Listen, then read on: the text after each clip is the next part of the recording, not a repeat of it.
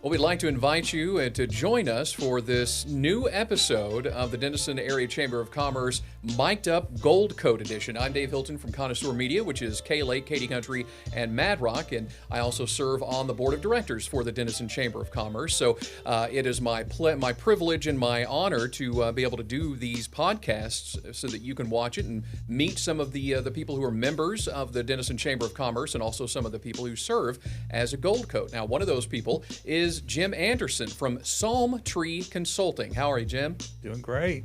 Excellent. So we're also joined here by the sponsor of this episode, and that, of course, Linwood Smith from Eagle Employer Services. How are you? I'm doing good, sir. Excellent. Thank you very much. You and I go way back, like many years working together. Hard right? to believe now. Yeah, I know, right? Seems like yesterday I was sitting in your studio. Right. So now we're in a different studio, and again, we want to thank, of course, Bubba Thompson for allowing us the use of this gorgeous studio to be able to do this podcast. But we want to get to know you a little bit, Jim. We want to know, first off, kind of what you do and why you decided to join the Denison Chamber of Commerce and why you decided to become a Gold Coat. Okay. Well, I am what you might call a CFO advisor. Okay. So I it's kind of like coaching small business owners, so they have access to CFO expertise where they normally wouldn't. Not a fractional CFO, so I don't come. I was about to ask that. Yeah, I was about to ask that. I don't come in and work in the business. Okay. Fractional CFO is kind of like a part-time CFO. Right. So I just bring the expertise, help them meet their goals financially. I know that a lot of small business owners, I've been working with small business owners for over 30 years, and most of the biggest problem is usually cash flow, especially if they're growing really fast. And that's what I help them with, is get control of that cash and,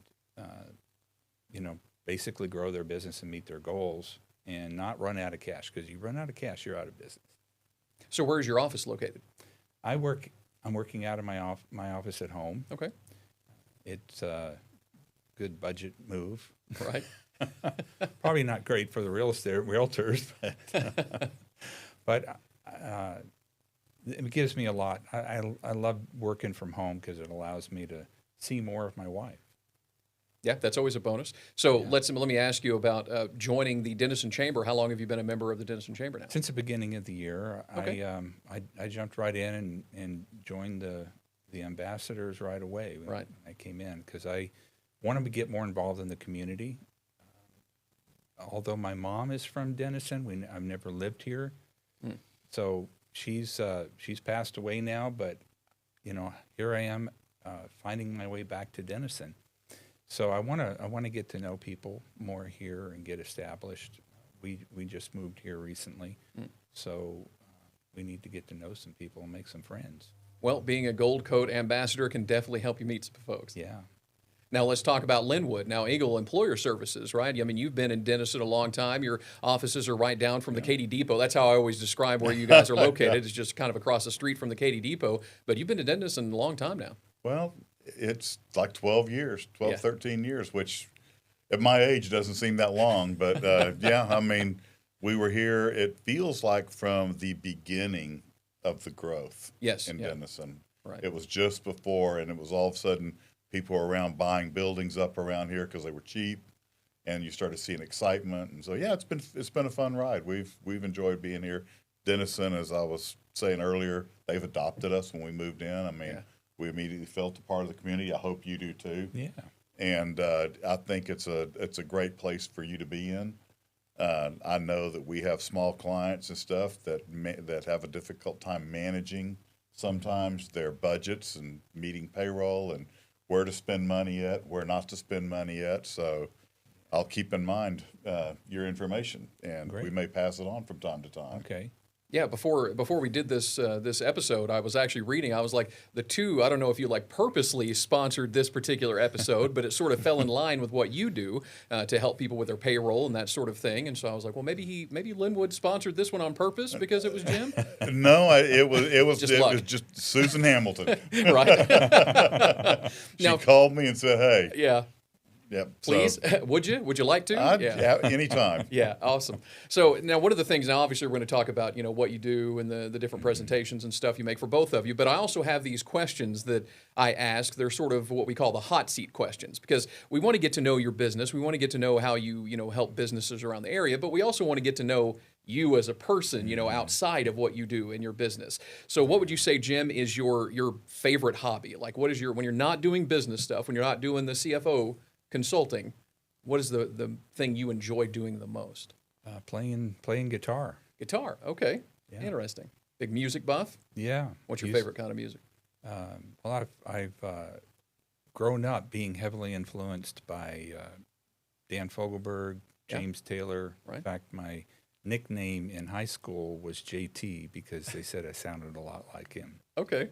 So you sing too, so not Yes. just guitar. Yeah. Yeah. And so my favorite activity during the week is participating on the worship team at church. Oh, very nice. What church do you go to?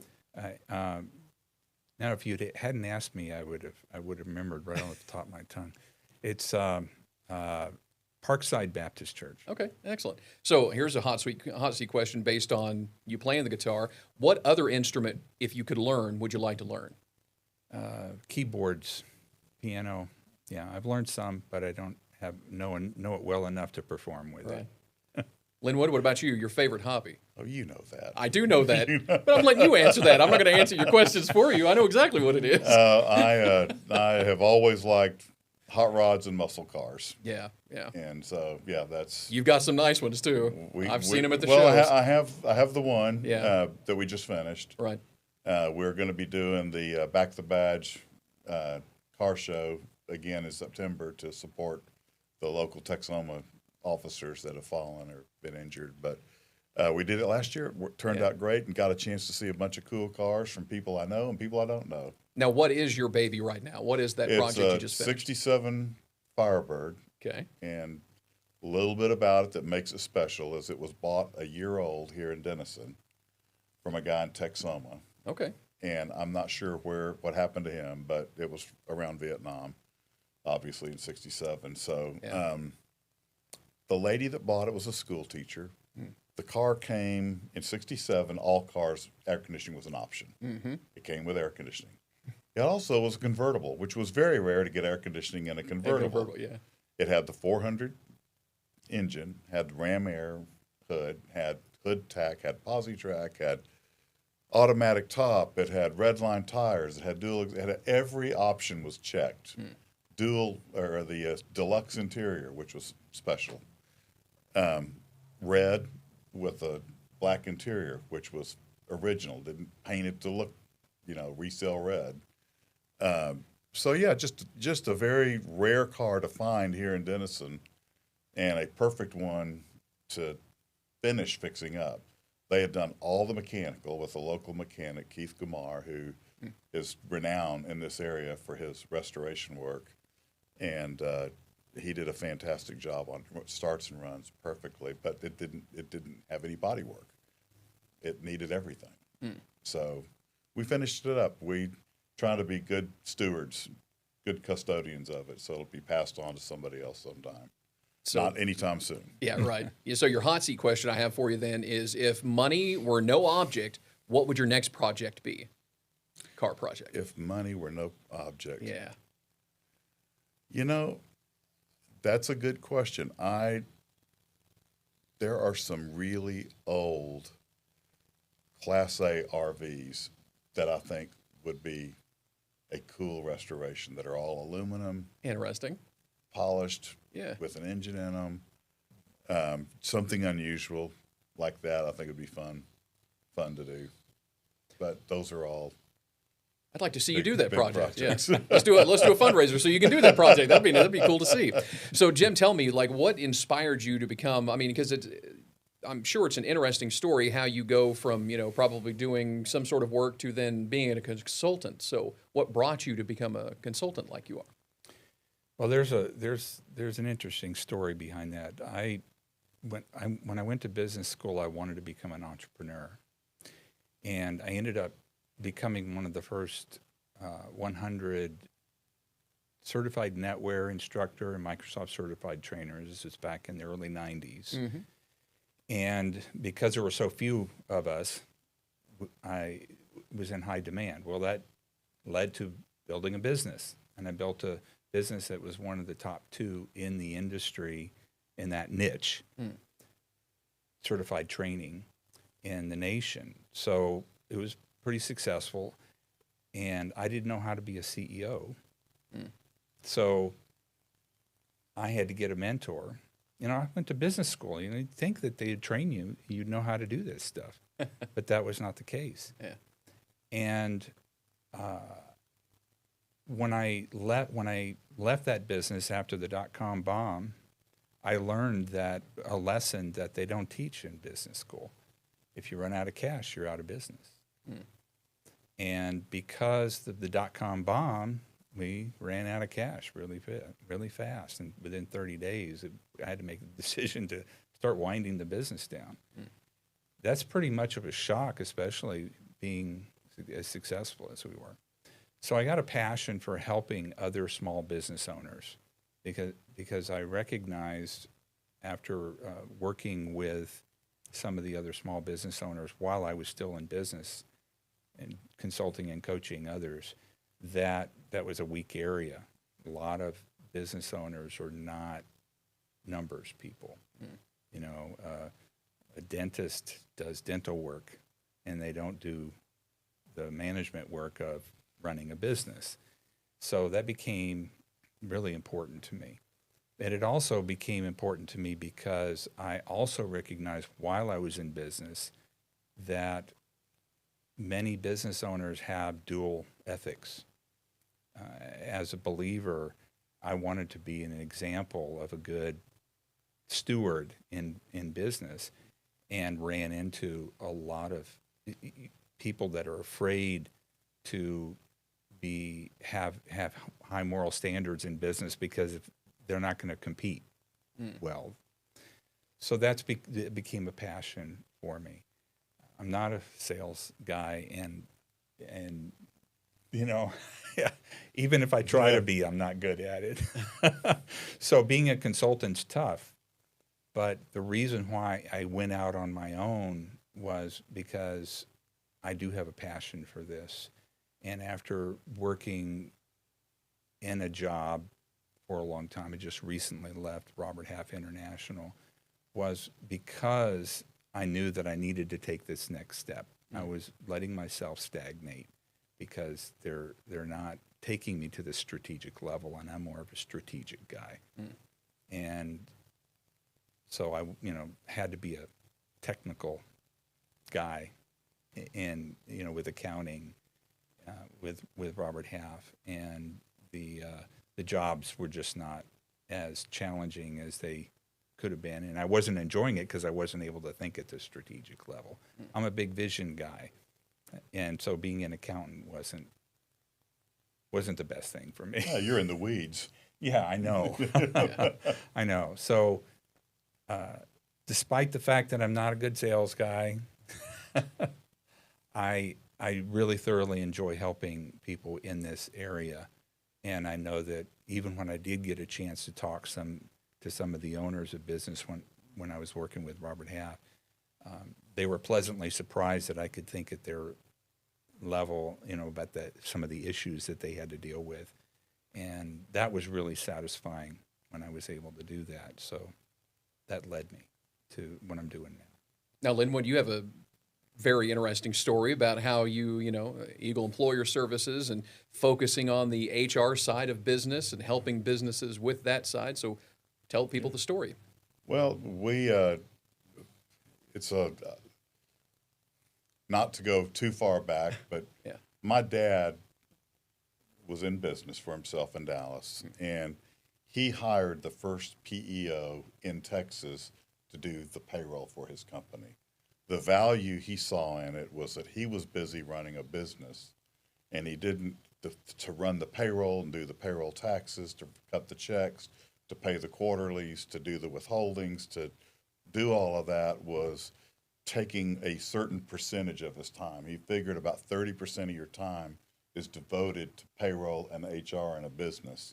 And if he could outsource it, then that time he would gain, and that time in his business was more important to him to run his business and be profitable than it was to do payroll. He didn't go into business to do payroll and HR. He went into business to do the developments and the things that he was doing. And so later on, I started selling for that company. And first one thing led to another. And, all these years later, I found myself in business doing the same thing. And I'd been in the construction business, I'd been in the insurance business, and I switched to this because it was something that I knew that people I ran into every day, much like you, need help. And what we have seen is the businesses that we end up doing their payroll and HR for grow. And we have, I've talked to you earlier, we have like a 99% retention rate because we don't go out and look for problems that people don't have. We like to wait for people. People know what we do. We've been on radio, we've been on TV, we are in the community. They know what we do. If they have an issue, we want to help them solve it. But you won't find me in Denison knocking on people's doors, trying to take that business that maybe somebody locally has, a bookkeeper, an accountant, and they're happy and there's no need to go create a problem that doesn't exist. Mm-hmm. It's hard to make happy people happier. Yeah. I'd rather find someone that's got an issue and then we can fix it and they'll be happy forever, And it is very satisfying. And you're right, there are people in business that don't have a good ethic, put it mildly. I'm a Christian. I don't believe in putting a fish on my card. I don't do all of that stuff. I believe it's better to live it than it is to preach it sometimes. And so I don't know if I've ever told you that or not, but I mean, we want to do what's right. We want to help people and do what's right. And I don't want to resell people. I don't want to sell someone that finds out it wasn't what they wanted. I'd rather sell someone that knows this is what they wanted. Mm-hmm. And then we can develop a long-term relationship and we can solve problems doing it. And we've had customers for, going on 20 years now. And in those long-term relationships, people get antsy. Usually around 10 years, they start thinking, maybe I need to move somewhere else. I've been with Linwood a long time. Well, the way we keep them as customers is we review all of the growth that we've had together and all of the past experience that we've had together. And it's much like when you're married to the same woman. Mm-hmm. You have all of those memories and you have all those experiences. Well, who else is going to come in and have all of your background the way we do and understand who you are better than we do and answer those questions better than we do? And they can still quit us at any time. We don't have a long-term contract. We earn their business every single day. So it's worked well for us. I mean, our business is continually growing. We are hungry to always grow, but we're hungry to grow with the right people. Well, speaking of growth, I mean, Denison is seeing a massive growth. In fact, outside of the studio right now, like I was having difficulty finding a place to park, and when you're in downtown Denison, all the construction going on, but that there's a light at the end of that tunnel that all of this construction and all the work that's going on and all the building is going to mean something special for Denison. This is going to be unbelievable. Yeah, right. This is fantastic what they're doing. This is one of the nicest. You have to go to North or South Carolina to find a town that has this kind of landscaping, these kind of streets, this kind of a main street. It's very rare. This is a great place to be. So, Jim, I think you picked a good time to join the chamber, to move to this area. So, talking about the fact that you're just here, you just joined the chamber at the beginning of the year. You just became a Gold Coat ambassador at the beginning of the year. So, what is it about that connection to the community was so important to you when you first moved here that you immediately wanted to jump in and do that? Well, I heard that there was a lot of growth that was going to happen here, and being entrepreneurially minded, I knew that I wanted to be involved in the economic side of Denison. Mm-hmm. And between that and the fact that I just want to meet people here, I have lived in urban areas for so long that moving out here to Denison was great because I knew that people were going to be a little more down to earth and a little more real. And I'm enjoying that. I'm enjoying the fact that I can meet people that are not pretentious, and I know that when I had my I don't know. What are you talking about? Not pretentious. Yeah. oh, you I was just thinking that, like, you don't know me that well. That's Yeah, all right. okay. We forgive you. well, No. maybe I still have some things to learn. Yeah, right. Well, the people that I knew, I lived in, when I had Anderson Network, that was my IT company. I lived in Orange County, California, and We won't hold that against you. yeah, we escaped California. When we moved to Texas, we knew that things were not going well there. I was doing consulting there, and I was going from company to company that needed to turn around. Worked, as a controller or a CFO for these companies, and was just going from one to the next. And then my wife lost her job, and we realized the economic situation here is bad. We need to get out of here because the cost of living was so high. So that's how we ended up in Texas. And, it's funny how that works. But, the Southern California, you can imagine quite a different attitude, especially South Orange County. I can only imagine. So, and again, you just being here, new to the area and everything, you actually did a presentation for the Denison Area Chamber of Commerce recently, did you not? Yeah. What was that about? What did you cover in that? Yeah, it's own a machine, not a job. That's all about knowing your numbers and how you can build strength in your business by paying attention to the numbers so that it operates like a machine and doesn't need you there every day. And I go beyond that with my YouTube channel and with my school community and going into some of the more structure in the business beyond the CFO stuff. But yeah, that's one of the things that is important in a small business is to build it so it doesn't rely on you. You get sick, and then what's going to happen? Right. So small businesses are definitely what you're kind of focused on. Is there any particular reason why you chose the route of the small business rather than, because you have experience in the larger companies, instead of focusing on those? Well, the small business is a lot more fun. Yeah. Big businesses, I don't play well with politics. I know when I first started working with Robert Half and they put me on projects, I was like right in there with the CEO giving him, insights and stuff like that. And one of the first projects I was on, he calls up Robert Half and says, I didn't hire somebody to come in here and run my company for me. So they told me to back off a bit, and I had to learn to have more of a bedside manner in how I was and not bring everything to the table that I have. Just do the job they're telling me to do. Because I think I've heard it said many times, I can't remember if I saw this on a video, some presentation, or maybe read it in a book somewhere, of something that a lot of people who start a small business end up buying a job. Right. As opposed to running a business. Absolutely. And it sounds like that's sort of what you're trying to show them. And that's what Linwood does too, is like when it comes to the HR stuff and the payroll things, it's like you're spending 30% of your time just doing that, as opposed to what you're passionate about is whatever that business is. Right. Why did I do this? Yeah, right. Right. I'm spending all my time on paperwork or in Quicken or QuickBooks or whatever, trying to learn how to do this, as opposed to actually talking to people. And there are people, though, that love doing that. They like that part of their business. They enjoy getting into the weeds, and that's great, but not everybody is that way. Right. So what would your advice be, Jim, to somebody who's thinking about starting a small business? What do you think their first step should be when it comes to opening that small business or starting that up? Well, I think first you need to talk to your customer, your potential customers, and find out what it is they want.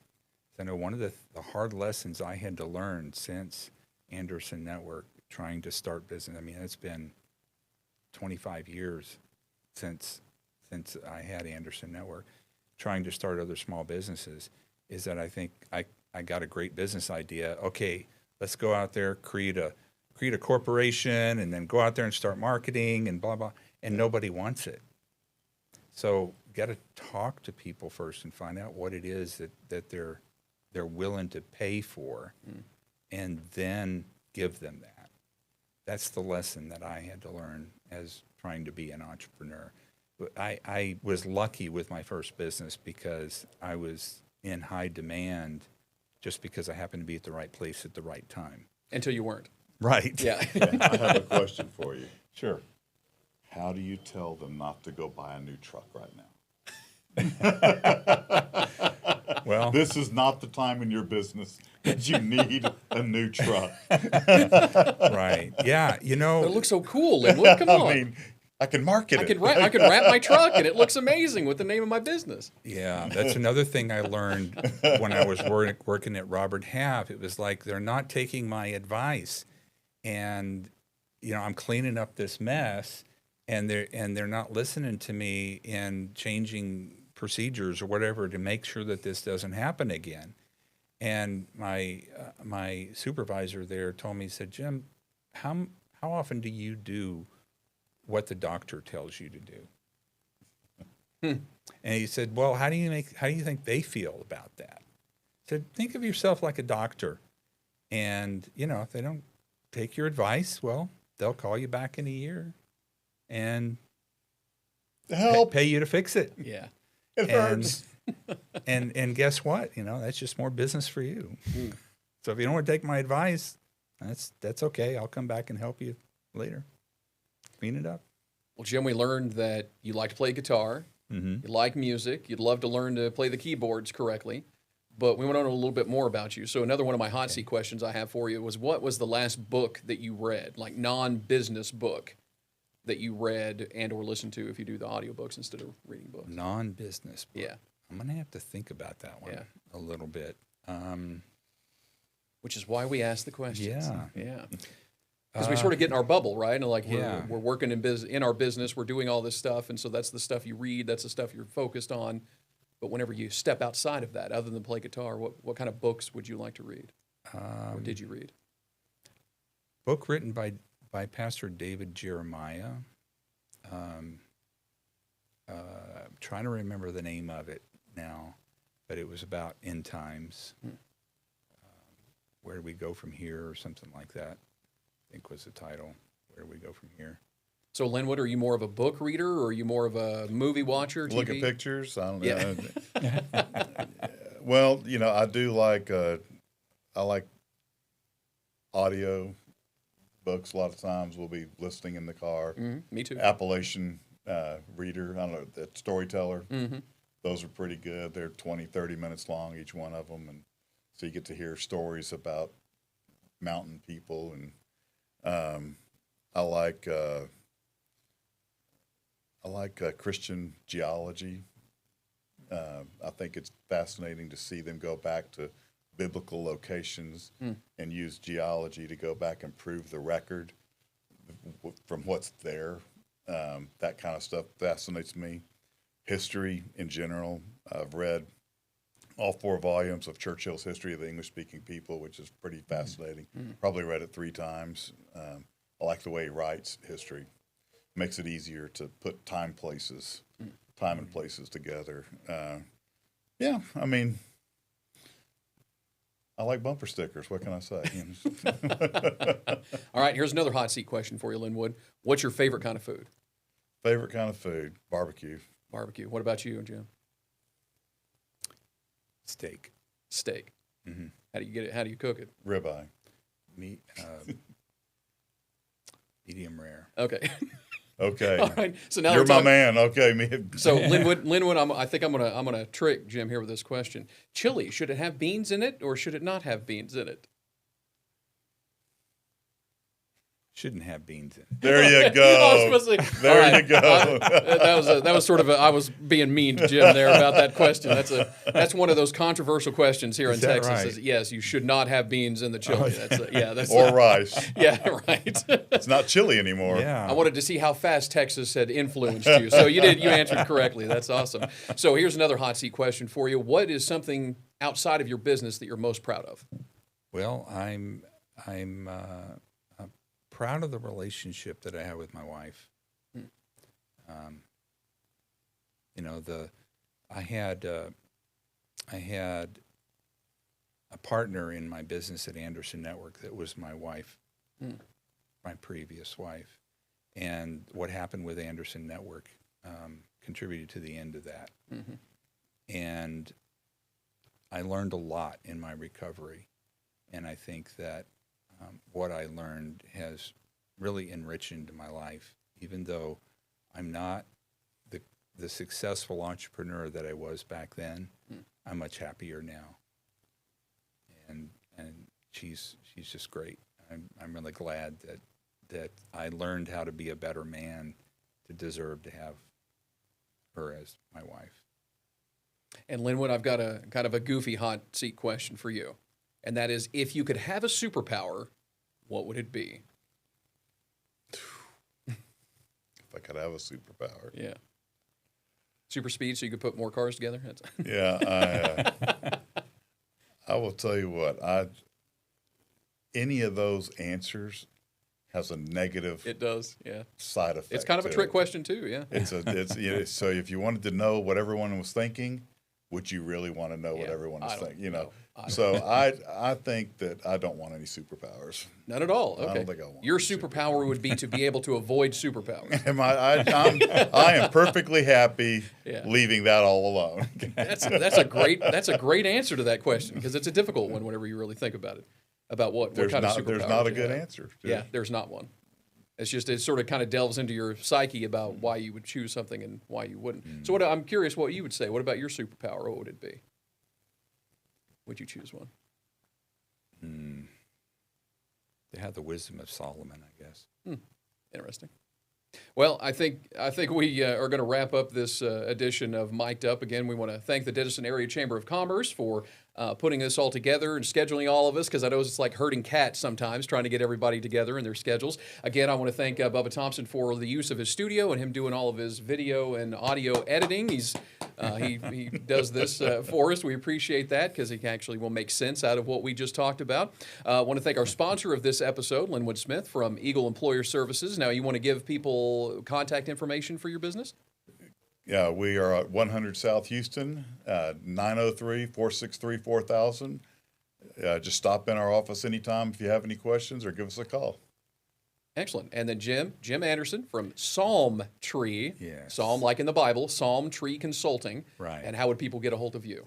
Probably the best way to do that is through my website at psalmtreecfo.com. Okay. Or to join my community at psalmtreeceomastery.com. Excellent. Well, again, thank you, gentlemen, for joining. Again, Bubba, thank you so much for your time and your editing skills on this. And we thank you also for watching this episode of Mic'd Up, the Gold Coat edition for the Denison Area Chamber of Commerce. I'll get it out. And I talk for a living. Imagine that. Thanks for watching.